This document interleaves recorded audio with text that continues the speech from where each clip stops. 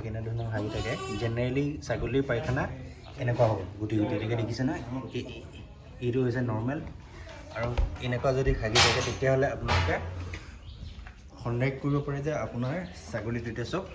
পেলু হ'ব পাৰে এতিয়া পেলু দেখিছেনে এইটো পেলু পায়খানাত পেলু ওলাইছে গতিকে আপোনালোকে অনুমান কৰিব যে আপোনাৰ ছাগলীত পেলু হ'ব পাৰে তেনেকুৱা ধৰি ডায়েৰিয়া হৈ থাকে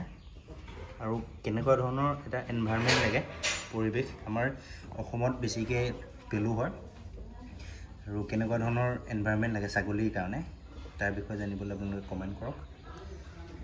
মই এটা পৰৱৰ্তী ভিডিঅ' এটা বনাই কিনে আপোনালোকক জনাবলৈ চেষ্টা কৰিম